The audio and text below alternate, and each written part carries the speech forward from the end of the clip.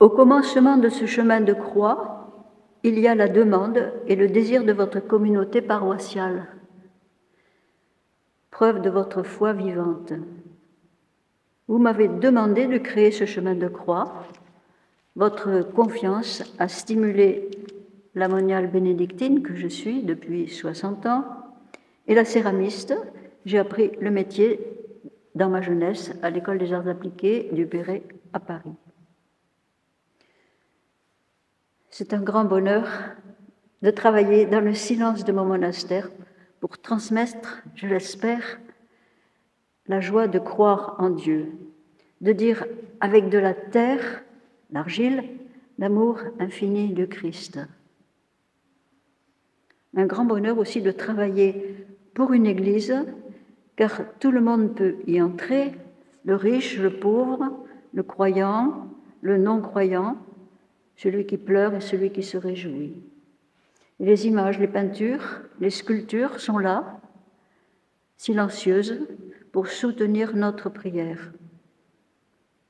Un chemin de croix, la passion et la résurrection sont au cœur de notre foi.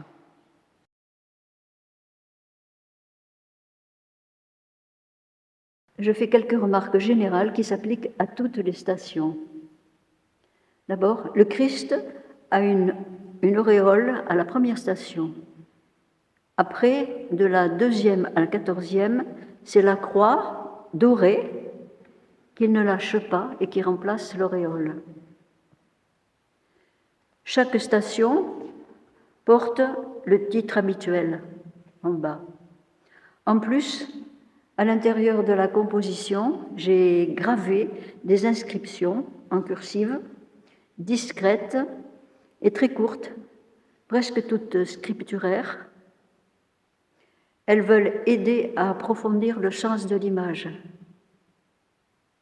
Elles ne s'imposent pas, on peut s'en passer, on peut en trouver d'autres.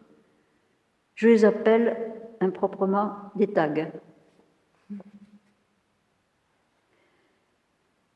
La 4e station est consacrée normalement à la rencontre de Jésus et de Marie, sa mère.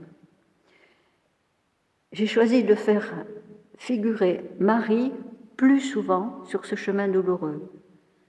5 fois, elle est à peine esquissée, plus loin, mais là. Elle gravit le calvaire jusqu'au pied de la croix. Stabat Mater.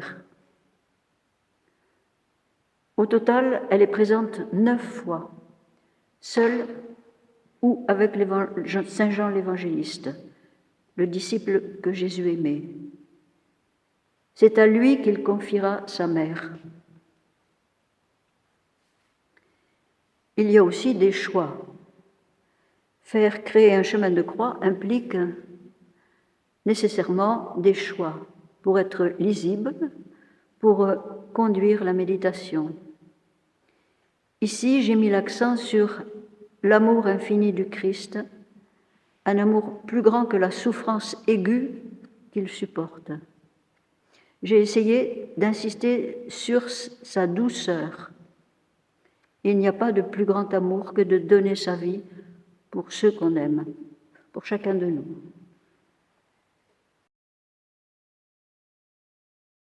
La première station, Jésus est condamné à mort. Après un simulacre de procès, Jésus est condamné. La colère des uns, la jalousie des autres, l'incompréhension des anciens, la lâcheté de Pilate, tout concourt à cette décision à mort. On préfère même relâcher un criminel, Barabbas, plutôt que Jésus qui est passé en faisant le bien.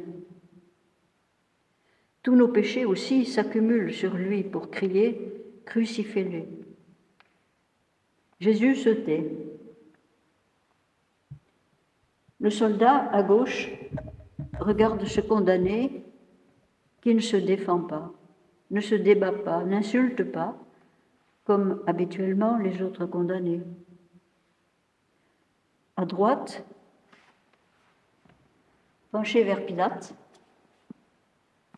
sa femme lui conseille de ne pas livrer un innocent. en vain. Et le tag, c'est crucifie-le, crucifie. La deuxième station, Jésus porte sa croix.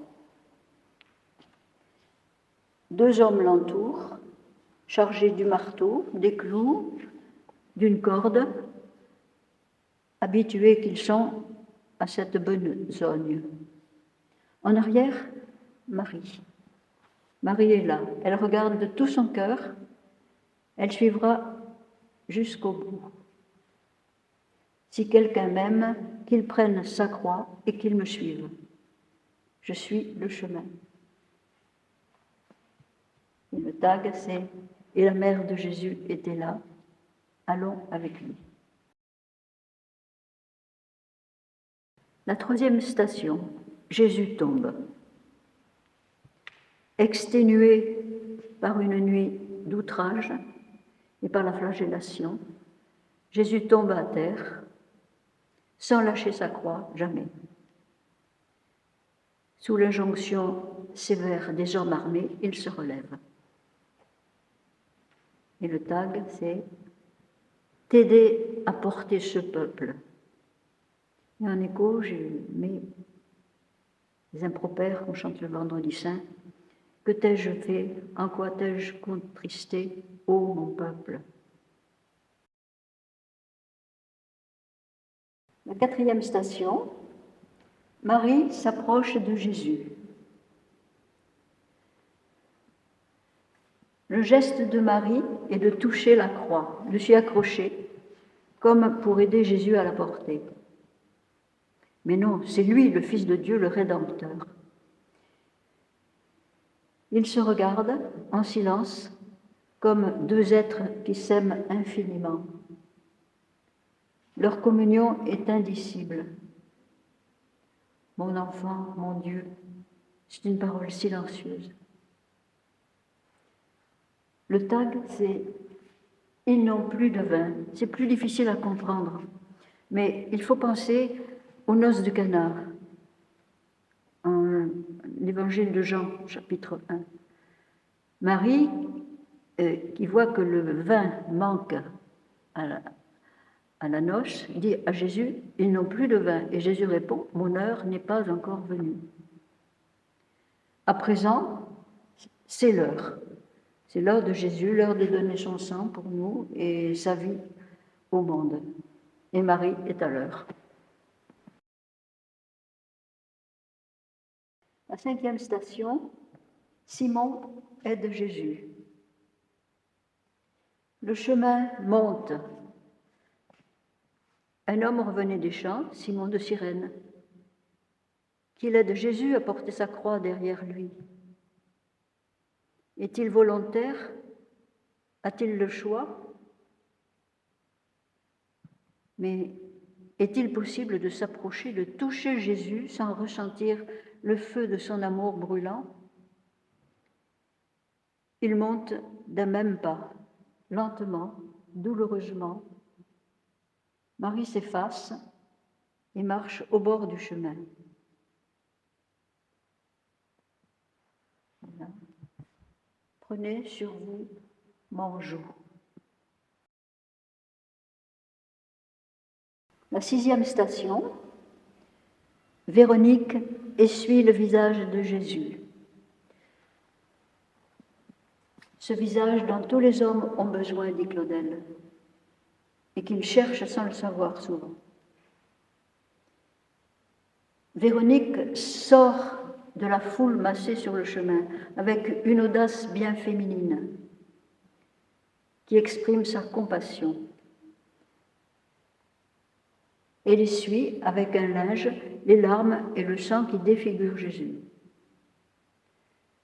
Une très ancienne tradition dit que le visage du Christ s'imprima sur le tissu. C'est une tradition sous-tendue par la ferveur, la foi, l'amour de cette femme. Un geste exponentiel qui ricoche le long des siècles dans la vie contemplative. Et le tag, c'est prépare en nous le face-à-face. C'est tiré d'une hymne, ce n'est pas l'écriture.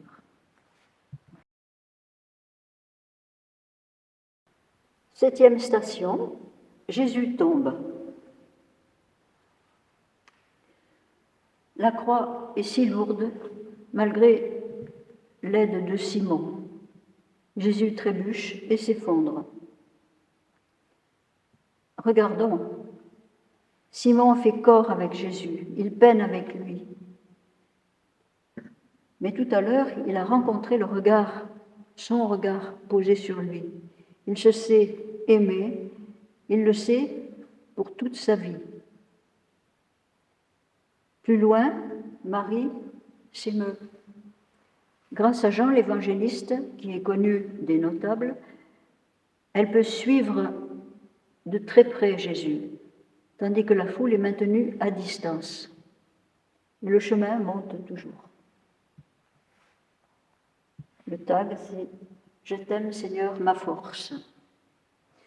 C'est un paradoxe d'appeler force, d'en appeler à la force de quelqu'un qui est à terre. Mais Jésus est sous le poids de tous les péchés du monde.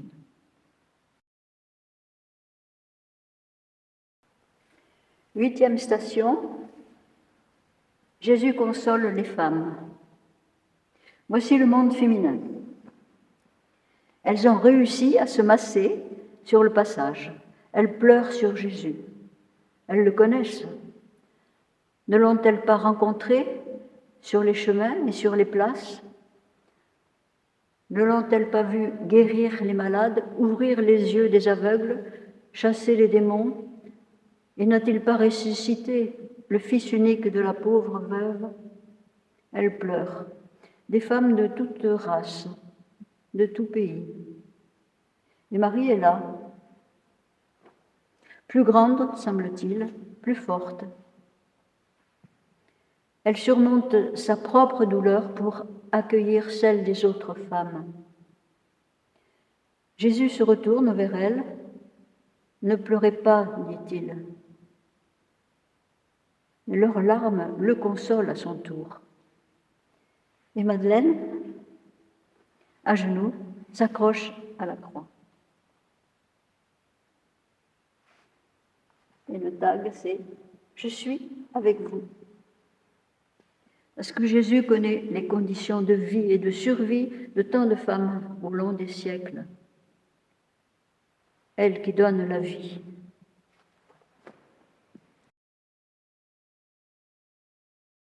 La 9e station, Jésus tombe. Encore. Il ne peut pas tomber plus bas. Il s'affale sur le sol pierreux. C'est la solitude, la déréliction. Nul homme ne pourra tomber plus bas. Jésus pourra toujours relever les plus grands pécheurs. Sa croix gît sur lui à terre. Il s'y accroche, comme il ne cesse de nous dire « accroche-toi à la croix ». Et le tag, c'est « le grain de blé tombe en terre ». Jésus avait dit « si le grain de blé ne tombe en terre, il reste seul. S'il meurt, il porte beaucoup de fruits. » Jésus tombe, il l'avait dit. La 10e station, Jésus est dévêtu. Étonnamment, les bourreaux n'ont pas besoin de maîtriser ce condamné. Il donne sa vie, on ne la lui prend pas. Dévêtir un homme est un traitement infamant. Jésus laisse faire. Sa douceur transfigure les actes dégradants. La tunique sans couture est tirée au sort. À gauche, une gerbe de lance, image de la violence, prête à agir, à réprimer l'innocent. Armement de tous les temps, dissuasif. Le tag dit « Voici l'agneau de Dieu ». Et pour éclairer ce tag de texte, où est l'agneau pour l'Holocauste demande Isaac à son père Abraham. Dieu pourvoira à l'Holocauste, mon fils. C'est au livre de la Genèse. Et la parabole des vignerons homicides, le père a dit, j'enverrai mon fils, ils le respecteront. Mais non, Jésus n'est pas respecté, on va le tuer. 11e station, le crucifiement. Étendu vers les 4 points cardinaux, Jésus est le sauveur du monde entier. Écoutons dans le silence les coups de marteau qui enfoncent les clous. Jésus gémit, les hommes aussi, cette besogne les écœure, surtout cette fois-ci sur un homme doux et humble, et qui les a regardés tout à l'heure comme jamais ils n'ont été regardés. Alors on dit, lui n'a rien fait de mal. Au loin, Marie et Jean l'évangéliste. Ils peuvent s'approcher un peu. C'est interdit au moment crucial. Tout à l'heure, dans la foule, pour passer, on disait « c'est sa mère » et les gens s'écartaient. « C'est sa mère » et tout le monde comprenait.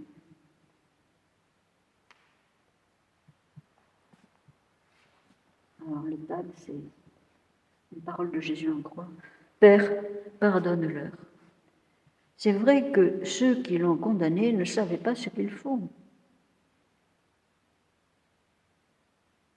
S'ils l'avaient su, ils n'auraient pas crucifié le Christ, celui qu'Israël attend depuis des siècles. 12e station, Jésus meurt en croix. La croix portant Jésus est dressée sur le calvaire. Marie est là, debout. Elle entend les dernières paroles de son fils. Elle les garde dans son cœur comme autant de sources de vie. La première, c'est « pardonne-leur, ils ne savent pas ce qu'ils font ». La seconde, « femme, voici ton fils, voici ta mère ».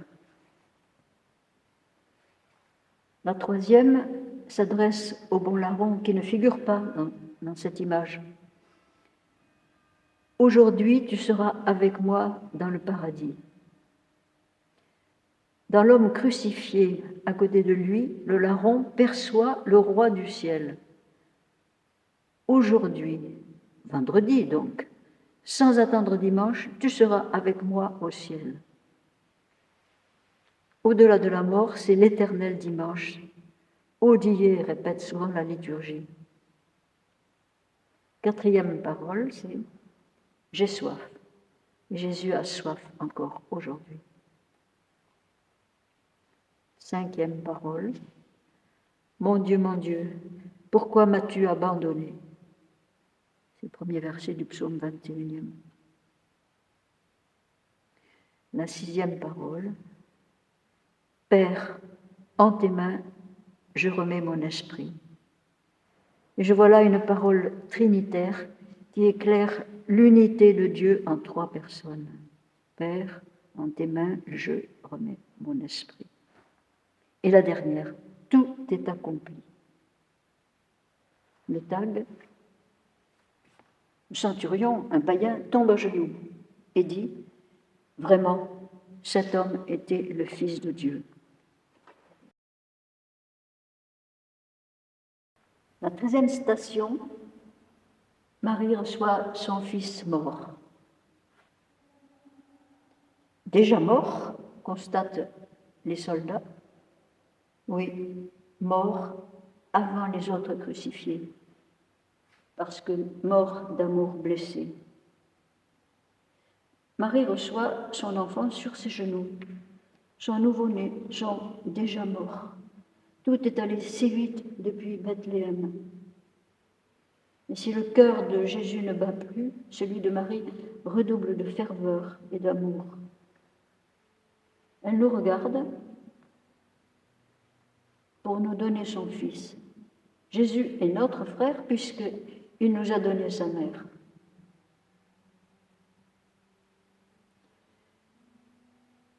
Deux anciens, disciples de Jésus en secret, Joseph d'Arimathie et Nicodème, ne laissent pas le corps de Jésus aux mains des païens, ils l'emportent. Le texte, c'est « Mon frère et mon Dieu ».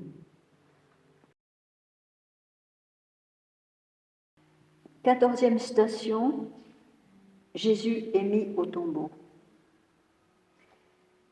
Il le porte dans un jardin tout proche et le dépose dans un tombeau neuf. En présence de Marie, il recouvre le corps d'un linceul. Au loin, des femmes regardent où on l'a mis. Mais c'est trop tard. Elles reviendront après le sabbat pour l'embaumer. Silence. C'est le silence du samedi saint. La 15e station, Jésus ressuscité. Les femmes reviennent de bon matin, dimanche. Madeleine pleure, car le tombeau est vide, le corps de Jésus n'est plus là. Elle a beau regarder, elle ne voit rien. À travers ses larmes, tout est trouble. Ne voit-elle pas les arbres du jardin qui fleurissent soudain et qui s'éclairent? Et cet homme-là, le jardinier, il s'approche. Il dit son nom, Marie. Elle tressaille, Maître. Alléluia.